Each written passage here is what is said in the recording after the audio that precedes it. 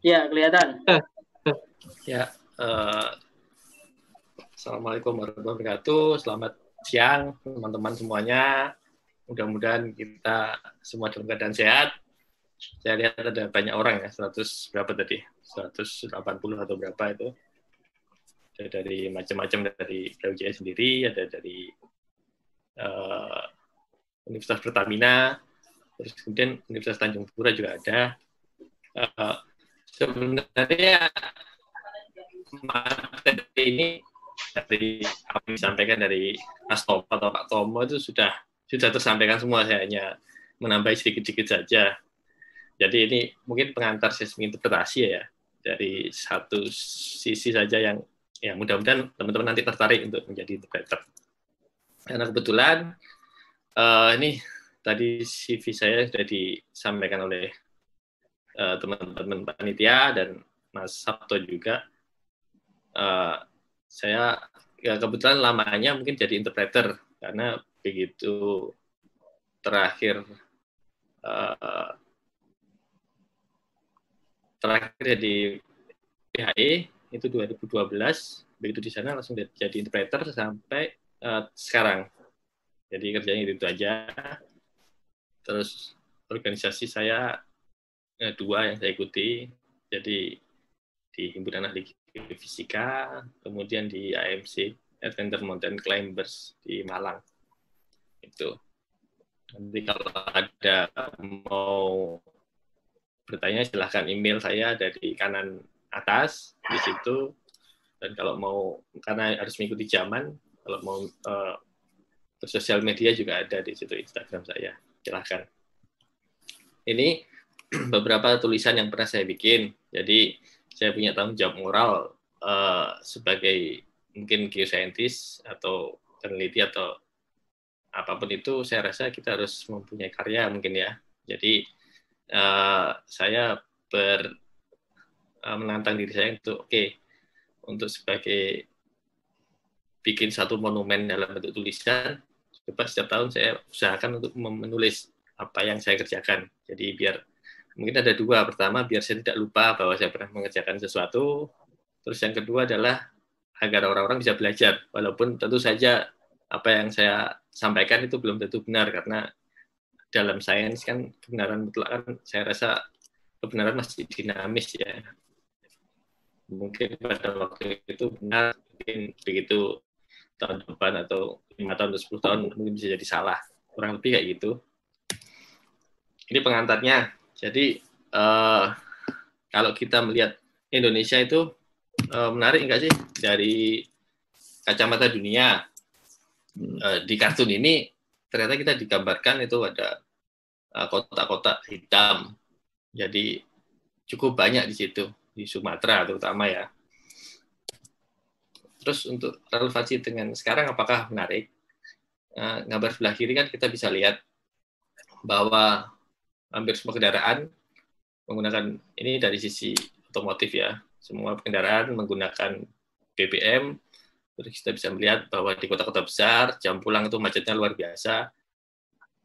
Walaupun ada kemajuan teknologi seperti mobil Tesla, apakah nanti akan tetap bertahan, kita juga nggak pernah tahu. Tapi kira-kira ini juga menarik. Jadi perkembangan eksplorasi migas dari tahun ke tahun, itu dari tahun 1861 sampai tahun 2020.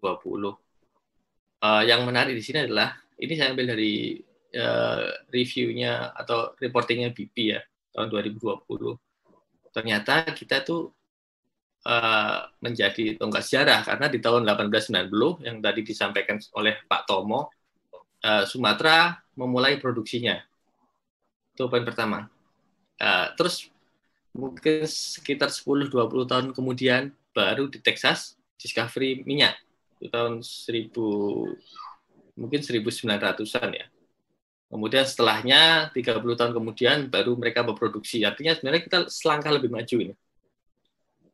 Cuma nanti gonjang-ganjingnya seperti apa, kita nanti bisa melihat bahwa kemarin juga sempat ramai juga bahwa oil kita harganya sampai negatif dan lain sebagainya. Tapi per hari ini saya lihat $40. Jadi saya rasa mudah-mudahan akan cukup stabil. Terus berapa bensin kita? Sebenarnya kalau bensin kita dilihat dari, ada banyak penelitian. Ini dari DOS 2007, dia menyebut kalau bensinnya 40. Terus yang migas juga menyebut ada angkanya berbeda, tapi saya rasa itu dua-duanya punya dasar dan itu cukup menarik. Terus mana bensin yang besar, potensinya mana yang enggak, itu sementara ini digambarkan seperti ini. Jadi yang lebih dari 5 MMBO itu warna hijau daerah Sumatera. Kemudian ada juga yang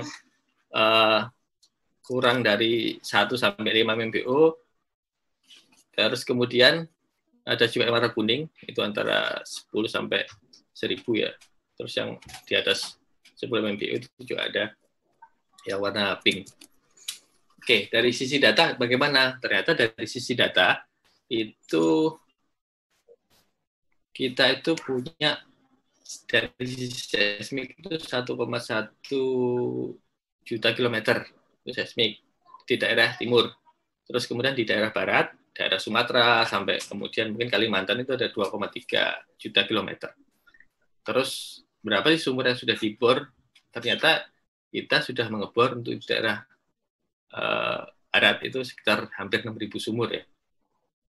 Terus kemudian untuk di daerah timur hampir sekitar 659, hampir 700 lah. Kira-kira itu poinnya. Terus dengan melihat data seperti ini, apakah ini cukup? Oke. Ternyata kurang. Ini yang saya ambil dari kemarin, di mana nih? Di Liputan 6 berita tahun lama. Jadi ternyata dengan data segitu panjang, segitu besar, dan segitu banyak, itu ternyata kurang. Ada beberapa daerah-daerah yang masih kosong. Akhirnya pemerintah punya komitmen dengan tentu saja dari Dirjen Migas, SKK Migas, kemudian dengan Pertamina mulai menggarap namanya survei seismik 2D terbesar di Asia. Kalau nggak salah sekitar 30.000 kilometer panjangnya itu. Dari bergeraknya dari arah, setahu saya daerah timur dari Sulawesi, kemudian di Papua, terus nanti ke arah mana namanya Bali, kemudian nanti dia akan naik ke arah sekitar Sumatera itu. Kalau tidak salah seperti itu. Kemudian bagaimana sih oil cycle eksplorasi migas di Indonesia? Ternyata ini sebenarnya dari perspektif yang sederhana. Jadi begitu tahun 1890 atau pertama kali kita eksplorasi, itu yang dicari adalah shallow target. Jadi minyak dangkal.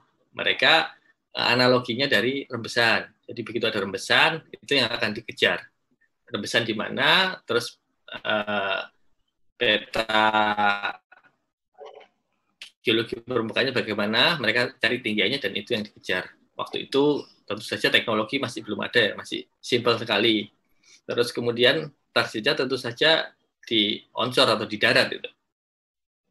Dengan reservoir waktu itu hanya sementara di plastik, strukturnya di Belisto, kemudian hasil sedimen dari inversi atau post inversi. Terus kemudian dari 45 sampai tahun 2000 itu mereka sudah mulai agak dalam, intermediate target. Terus waktu itu hanya menargetkan minyak, mereka sudah mulai melirik gas dengan catatan adalah gas yang besar. Begitu mereka ada potensi gas dan dihitung besar, mereka akan mulai nyari. Terus seismik sudah masuk di sini. Seismik sudah masuk, terus kemudian mereka sudah tidak melihat onshore atau offshore area. Terus dari klasik mereka bergerak lagi ke karbonat reservoir dengan struktur lebih tua lagi di Miocene.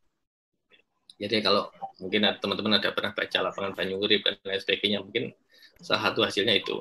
Terus kemudian dari tahun 2002 sampai sekarang mereka mengejar ke target. Target itu ada dua sebenarnya. Jadi bisa reservoirnya ada di bawah, lebih dalam, bisa saja secara operasional dia di laut dalam. Seperti Selat Makassar itu laut dalam, yang ngejar di situ. Terus kemudian gas yang dulu dilihat hanya sesuatu yang besar, sekarang begitu masuk secara keekonomian, mereka akan kejar itu. Teknologi tentu saja sudah mulai canggih, lah. Karena salah satunya itu kalau mungkin dulu pernah baca namanya coil shooting, jadi teknologi akuisisi seismik menggunakan kapalnya dia muter-muter, itu sudah mulai diterapkan. Udah ilmu. Terus selain mereka melihat target reservoirnya kelas C karbonat, mereka juga mengejar basement. Jadi batuan beku yang batuan basement yang sudah mulai tercacah itu, terfrakturkan itu sudah mulai dicari. Sedimentasinya dari Sindrif dan Prairie sudah mulai dicari. Oke, ini quick look-nya. Jadi kalau eksplorasi mau seperti apa sebenarnya? Apa yang dilihat? Ini sederhananya adalah yang pertama dilihat, kita bisa lihat dari urutan sebelah kiri regional data sampai ke kanan sampai ke estimasi. Jadi kalau di sisi regional data, kita mungkin orang akan melihat lokasinya di mana, peta regionalnya gimana, terus geologinya gimana, terus play analog itu tetangganya. Jadi di tetangganya ada temuan atau enggak. Terus ada petroleum chart-nya seperti apa, yang tadi disebutkan Mas Tomo itu dibahas di sini. Terus begitu poin kedua, source rock ini mungkin yang paling jahat dalam tanda kutip. Artinya begitu source rock ini tidak ada, sudah bisa dikatakan satu basin mati dan nggak akan ada temuan minyak. Oleh karena itu kita melihat source rock harus benar-benar detail. Yang dilakukan tadi Mas Tomo itu harus benar-benar detail itu. Jadi basin analisis dan teman-temannya, karena ini salah satu kunci. Yang ketiga reservoir. Di reservoir nanti kita lihat begitu yang di masa ada, mereka lari kemana? Ada nggak yang penampungnya? Kurang lebih seperti itu. Kita pakai apa kacamata untuk melihatnya? Kita bisa pakai stratigrafi korelasi, kita bisa pakai seismic attribute, kita bisa pakai petrofisik, ataupun kita bisa pakai advanced processing atau analisis, EVO, acoustic impedan, atau elastic impedan itu kita bisa pakai. Terus poin keempat itu tentu saja seal. Jadi begitu sudah barang yang dimasak, dia udah ada penampungnya, harus ada yang nahan ini. Kalau nggak nahan, bahaya. Kita lihat seal. Biasanya seal-nya itu, seal capacity-nya itu cukup atau nggak untuk menahan itu. Terus poin 4 itu trap-nya, jadi jebakannya dia. Apakah dia nanti struktur, ataukah dia di bending fault, atau apa, macam-macam. Terus yang poin 5, nah, kita harus lihat ini migrasinya. Dia kapan itu minyak bergerak dari source rock yang tadi, terus kemudian sampai ke reservoir itu harus ada momennya. Karena begitu misalkan momen bergeraknya itu lebih dulu daripada reservoir, keberadaan reservoir, artinya minyaknya lari, nggak akan pernah terperangkap di situ. Terus yang terakhir itu estimasi. Jadi estimasi, kita punya potensi, kita hitung dulu resource-nya ada berapa, terus kemudian biaya investasinya berapa satu sumur. Kalau misalkan hanya 30 MMBO, misalkan ngebor harus 3 sumur, 4 sumur, dengan satu sumber katakanlah $15 juta, itu masih masuk akal atau enggak, atau masih begitu kita investasi bisa kembali lagi ke kita enggak. Itu nanti ada perhitungannya sendiri. Terus ada secara sederhana berapa lama sih untuk dari eksplorasi sampai produksi ini? Ternyata fasenya cukup panjang. Jadi kira-kira ada 30 tahun. 5 tahun pertama kita mungkin melihat lokasi secara garis besar, kemudian berikutnya kita bisa eksplorasi seismik, survei, kemudian sumur pertama mungkin bisa ke tahun ke-4 atau ke-5, terus kemudian ada begitu sumber pertama discovery, kita kemudian memastikan dengan sumber-sumber berikutnya, artinya area kita itu minyaknya itu sampai sejauh mana, itu kita perlu pastikan di situ pakai appraisal well. Terus nanti selanjutnya kita akan tentukan kira-kira dengan luasan segini, potensi segini, berapa sumber yang akan kita tajak di situ. Kurang lebih seperti itu. Tapi sebenarnya ini time frame ini nggak berlaku baku, artinya akan dinamis juga ya. Begitu nanti secara keekonomian atau ada percepatan, mungkin bisa langsung diproduksi, bisa. Itu masih mungkin saja, saya rasa. Oke, ini bumi kita lihat. Jadi bumi kita itu unik sekali. uh, dia itu low pass filter. Artinya kalau kita kenai sinyal, itu sinyal-sinyal rendahnya yang akan masuk ke dalam. Analoginya sederhana. Jadi kalau kita itu ada konser dangdut, nah kita jauh dari tempat kita, jauh dari tempat kita, yang kita dengar adalah mungkin suara kendangnya ya, suara gitar, suara vokal itu nggak dengar. Itu sama dengan kalau kita melihat seismik. Jadi seismik semakin dalam, semakin jauh, itu mungkin low frekuensinya saja yang kita lihat. Artinya detailnya itu kita nggak bisa, kita akan melihat tapi mungkin samar-samar, kurang lebih seperti itu. Terus sini juga bumi itu bergerak. Jadi tadi Mas Tomo sudah, kalau nggak salah, sudah menyinggung masalah tektonik. Jadi nanti pergerakannya itu yang akan menghasilkan flower structure, positif atau negatif, terus kemudian tinggian, rendahan, dan lain sebagainya. Ini di seismik. Ini sederhana saja. Jadi kalau kita sementara ini untuk teknologi yang paling canggih untuk melihat subsurface apa salah satunya seismik saya rasa. Jadi di seismik itu ada dua metodenya, ada refraksi, ada refleksi. Kalau refraksi berarti dia gelombang yang menjalar langsung. Kalau refleksi berarti dia akan masuk terus dia terpantulkan sesuai dengan kaidah hukum gelombang itulah. Jadi ada sumber getarnya. Kalau di slide ini ada seismic source itu bisa fibrosis konteks ini, bisa juga dinamit, bisa juga wave drop, apapun itu. Terus kemudian kalau ada truknya itu namanya labu, truk kedua dari sebelah kiri atau yang di tengah. Biasanya orang menyebutnya labu. Terus yang poin 3 itu geofonnya. Kalau untuk di laut gimana? Kurang lebih sama. Cuman kalau di laut geofonnya kita deploy, kita taruh saja. Terus kemudian nanti kita pakai kapal untuk terus ngebomnya itu. Kita pakai itu untuk di laut. Oke. Dari akuisisi tadi, kira-kira apa saja yang mengubah atau mengganggu dari sinyal seismik itu? Ternyata kalau disederhanakan ada 3 nih. Jadi ada noise yang dari sekitarnya, seperti misalkan mungkin ada pabrik di situ, atau mungkin area kita adalah hutan, yang kemudian hutan itu dipanen, itu adalah lalang truk, itu di situ akan menghasilkan noise. Dia noise-nya akan terasa, terus ada ambient noise, jadi misalkan ada di pabrik itu ada mesinnya akan bergetar terus, itu akan kerekam. Terus kemudian di sisi akuisisi, ternyata source dan receiver kita itu harus penempatannya sudah benar.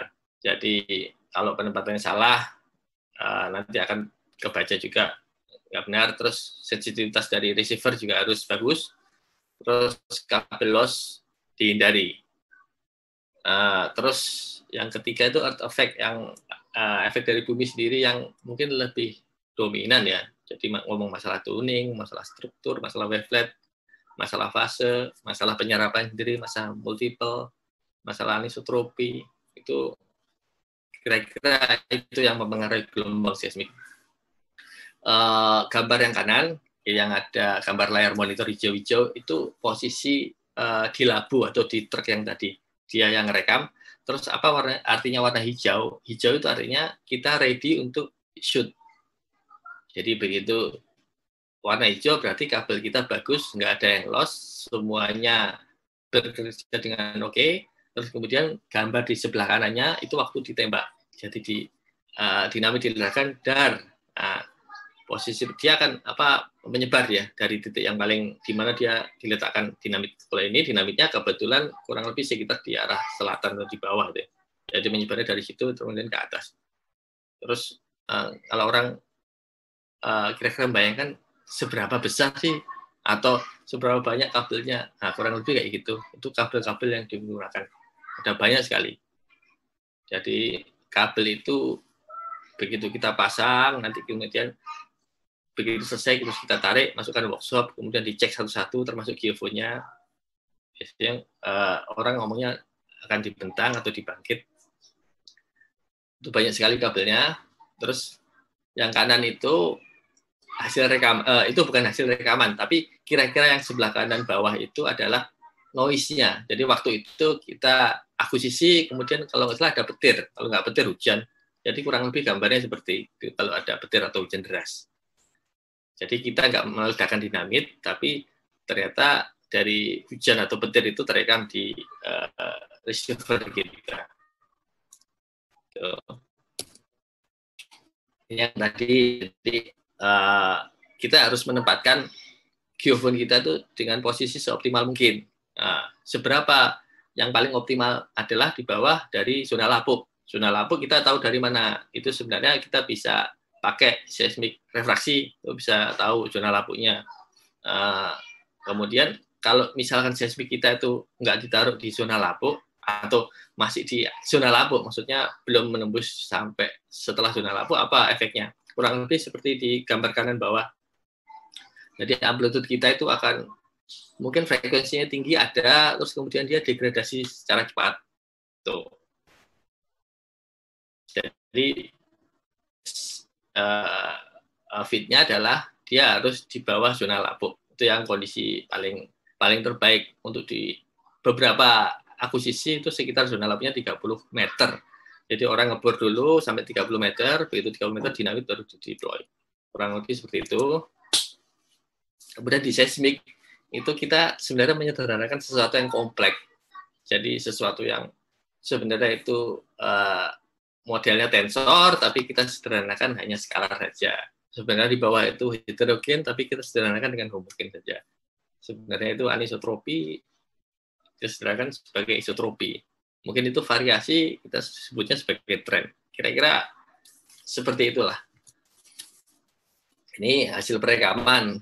Kalau kita nembak seperti apa, ada ground roll-nya, kemudian ada juga model yang linear ataupun model yang hyperbolic fault. Itu kita bisa filter, mudah itu nanti.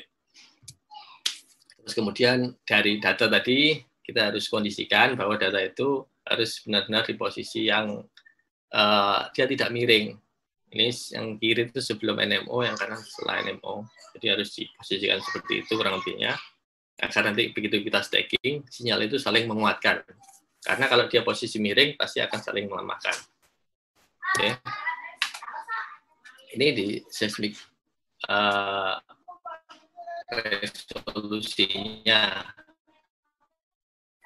Jadi data sebelah kiri itu adalah kita punya di atas itu ada beberapa struktur, ada 3 struktur ya di situ. Terus kemudian bagaimana kalau data kita itu hanya raw data saja? Nah, kurang lebih ternyata kita melihat itu bukan sesuatu yang real karena gundukan yang seharusnya 3 ternyata ada banyak di situ. Terus kemudian bagaimana kalau hanya 2D migrasi saja? Sama, kita mungkin masih belum pas untuk melihat sesuatu. Harus paling optimal adalah 3D migrasi. Tuh. Migrasi seperti proses apa sih? Migrasi itu kira-kira proses mengembalikan posisi sinyal ke tempat yang seharusnya.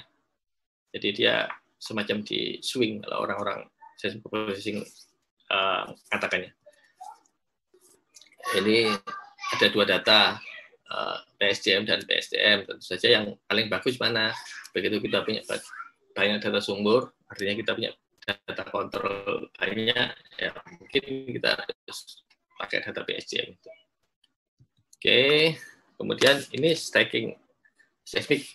Kalau dari data itu langsung kita stacking, hasilnya seperti apa? Ternyata seperti sebelah kanan. Jadi sinyal kita itu belang-belang. Itu field stacking. Kemudian sebelah kiri adalah setelah di repro. Field repro kalau nggak salah ini. Jadi masih bisa di enhance lagi, tapi kurang lebih gambarannya sudah kelihatan. Tuh.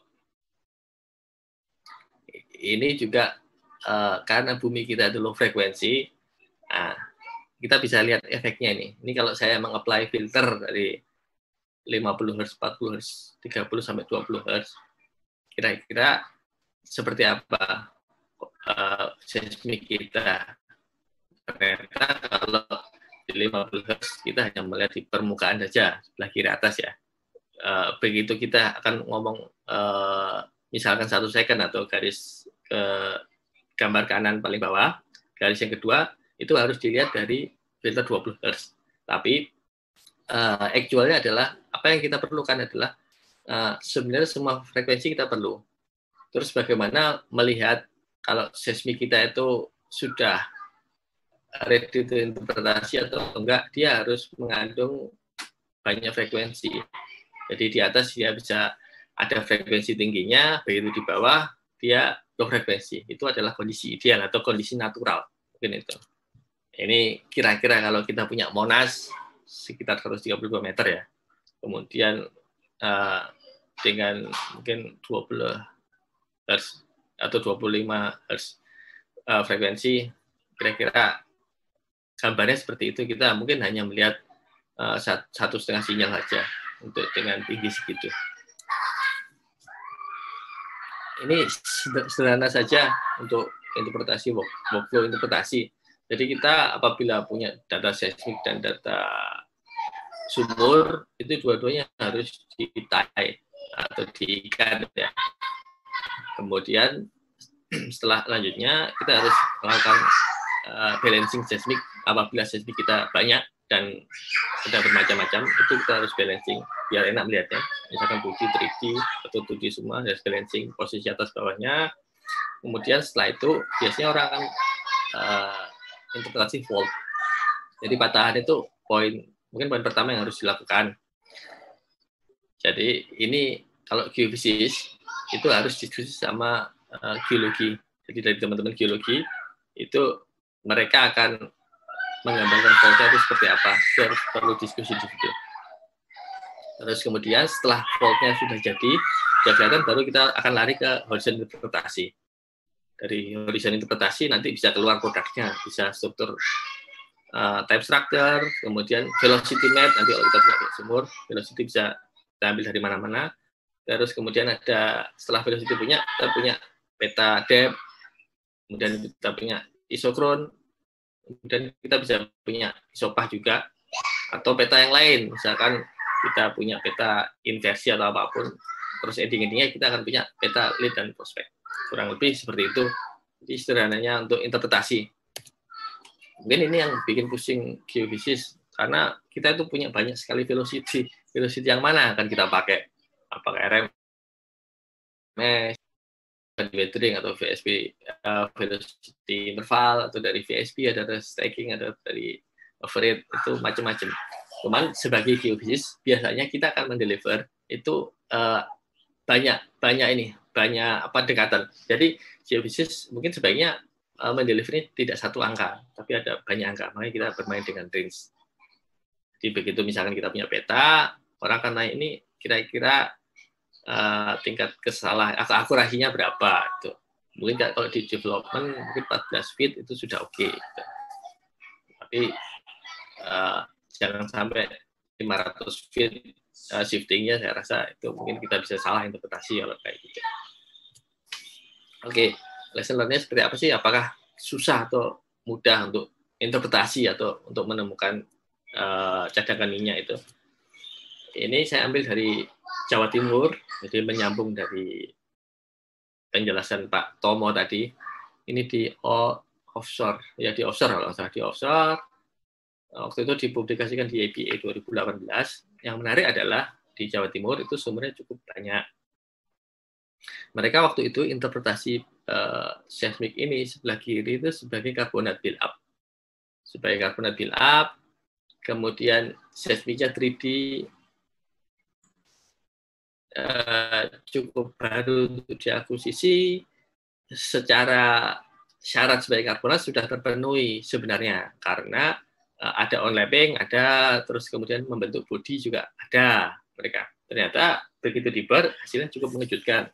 Kita bisa lihat di stratigrafi sebelah kanan bahwa yang di suggest sebagai karbonat begitu dibor, ternyata mereka punya, oh kok ini ketemu vulkanik nih. Begitu diteruskan sampai 600 feet, ternyata itu vulkanik semua. Jadi sampai sedalam itu. Tuh. Jadi kita kadang-kadang bisa gampang, bisa susah untuk interpretasi. Terus yang berikutnya ini juga di Jawa Timur juga. Jawa Timur ini di onshore. Di onshore, yang menarik dari sini adalah ada 2 garis merah yang saya tarik, itu garis panah. Jadi ini struktur karbonat, tapi dia dekat dengan fault. Dekat dengan fault, kemudian kalau kita hanya mengikuti event seismik saja, mungkin kita akan menariknya ke atas. Ke atas. Artinya struktur kita mungkin nggak akan kelihatan dan nggak akan ada.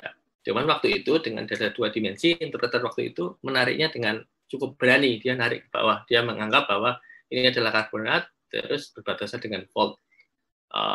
Ternyata interpretasi itu benar. Karena setelah dibuktikan dengan pengeboran sumur di zona-zona fault, karbonatnya itu lebih dalam. Jadi dia tidak mengikuti pola seismik, tapi memang dia berada di bawah. Kadang-kadang kita agak harus hati-hati juga ya. Kita waktu interpretasi itu daerah kita seperti apa, apakah dekat dengan fault atau tidak.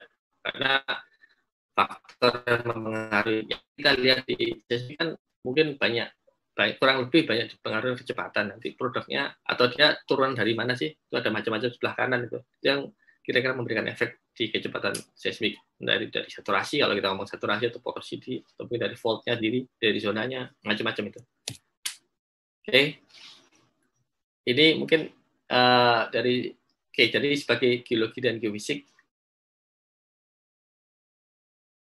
hampir semua mungkin dari tingkat kompetensinya mungkin kurang lebih sama. Terus begitu kita berkumpul atau yang membedakan kita dengan orang lain apa sih? Ini yang perlu kita dalami juga ya. Jadi yang membedakan kita dengan orang lain itu mungkin kreativitas. Jadi kita harus gali dulu kreativitas yang ada di dalam kita, karena itu yang membuat kita berbeda.